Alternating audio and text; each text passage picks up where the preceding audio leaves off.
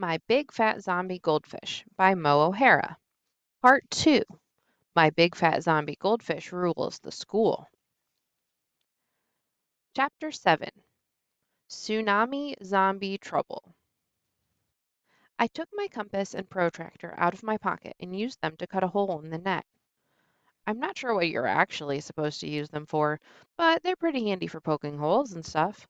And I never thought I would be so grateful for math equipment. I freed Sammy and we both headed straight down the computer room. Everyone was still and silent, totally zombified. Sammy ran up to her mom. "Swishy fishy, Mommy?"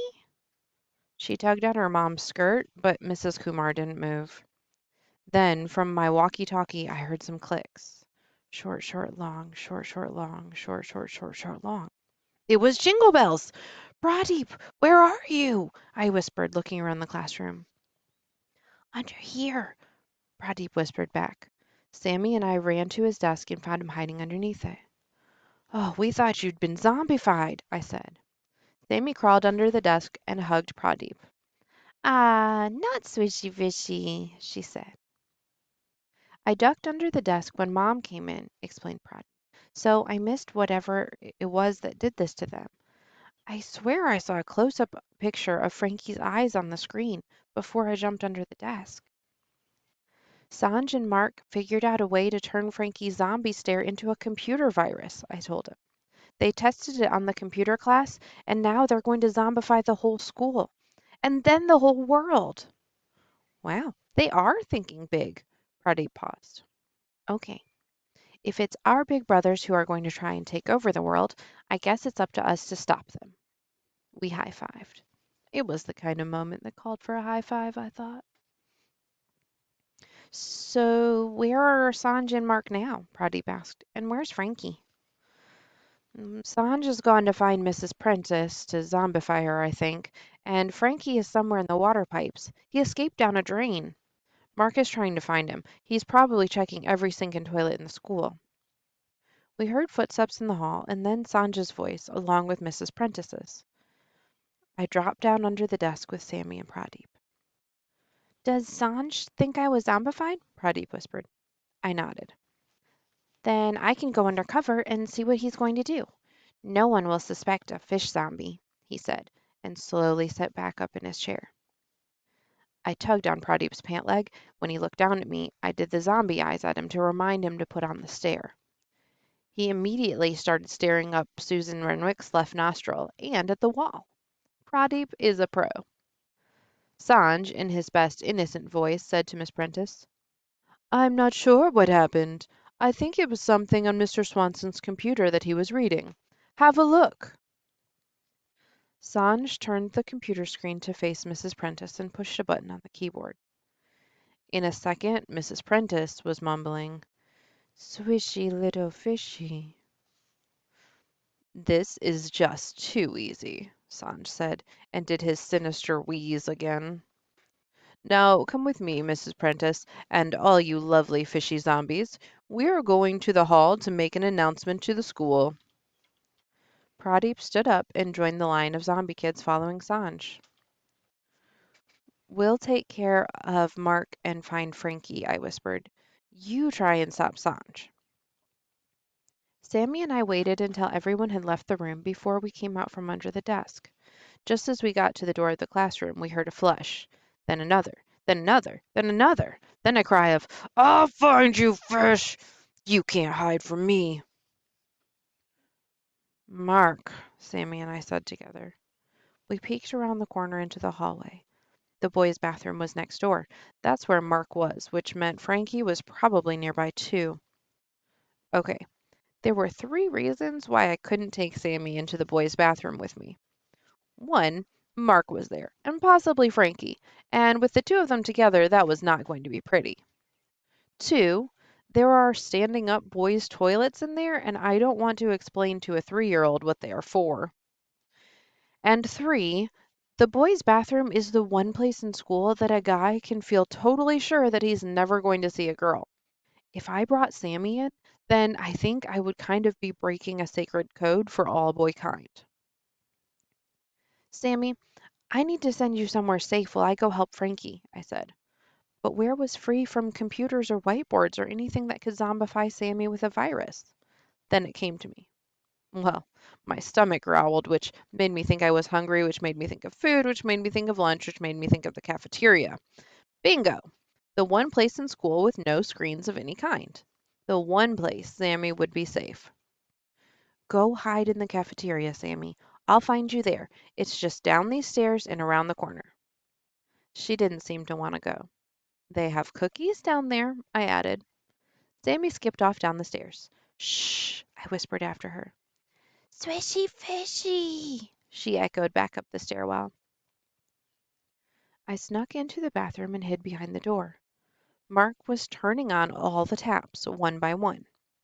Just as he got to the last sink and turned the tap, Frankie burst out of the pipe in a whoosh of water, flipped in the air over Mark's head, and then over one of the stalls, and plopped into the toilet bowl.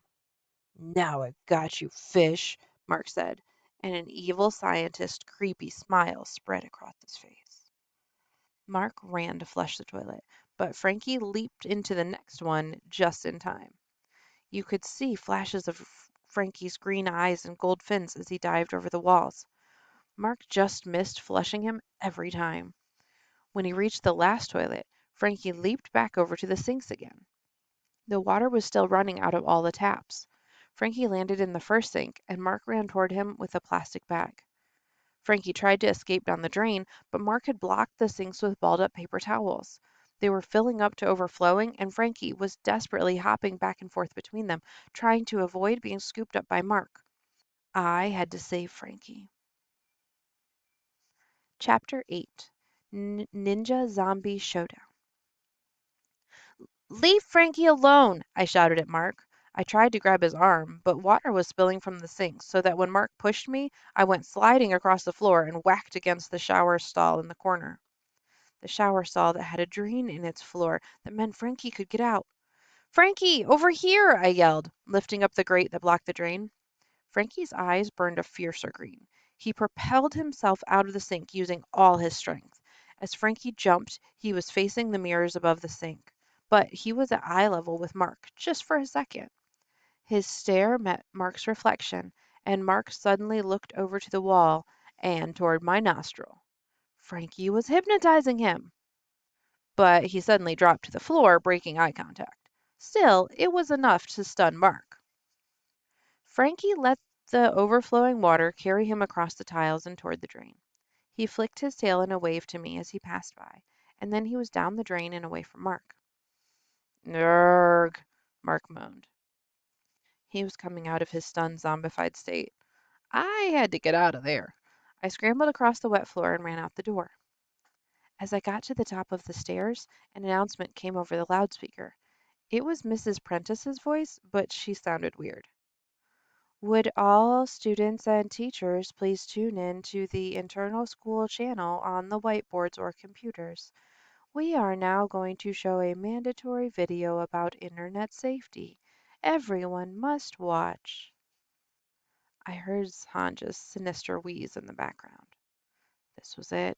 Sanj was going to hypnotize everyone in school. I crossed my fingers and hoped that Pradeep could stop him in time. I knew Frankie was okay for now. I had to get Sammy and go help Pradeep. As I tiptoed into the cafeteria in the basement, I could hear Sammy's voice. I poked my head around the kitchen door and saw her sitting on one of the lunch counters with the lunch ladies gathered around her. Oh no! What if they were zombie lunch ladies? I was just about to jump out from behind the door and surprise the zombie lunch ladies when I heard Sammy singing. 1, 2, 3, 4, 5. Once I caught fishy alive. The lunch ladies all clapped. Good. They were distracted. Now was my best chance for a rescue. I pounced into the room doing my best ninja stance. Hi-ya! I shouted. I'm here, Sammy. I'll save you. They all turned to look at me. At first, they gave me the classic lunch lady stare, the stare that said, don't you even ask me what's in this lunch because you don't want to know, and anyway, I'd have to kill you if I told you. Then the lunch lady with an orange hairnet smiled and said, Oh, this is the little boy whose brother ate the egg this morning. Remember, I told you. Then they all smiled and shared a look. Oh, yes, poor thing, one said. They nodded sympathetically. So, have you come to collect our little princess here? The orange hairnet lunch lady said as she lifted Sammy off the counter. She wandered in saying something about a fishy, so I asked her if she knew any songs about fishy, and she just started singing. You're a good little singer, aren't you? She said, patting Sammy on the head. The other lunch ladies nodded. Sammy looked at me and giggled.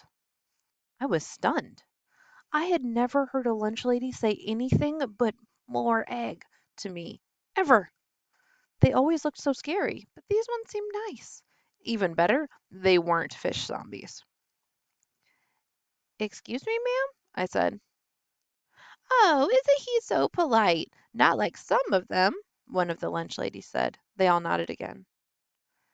Have any of you looked at a computer this morning? I asked. We don't need a computer down here, honey, the hairnet lunch lady answered. Why? I thought about explaining that my evil scientist big brother and Pradeep's evil computer genius big brother had formed an evil society called Bedlam that had taken over the school of computers, and right now they were planning on turning all of the students and staff into fish zombies. But then I changed my mind. Another announcement came over the loudspeaker. Everyone seems to be online, so we'll start the program. I'm uploading the safety video now, Sanj said with the robot voice effect he had before. Keep watching your screens until the film ends.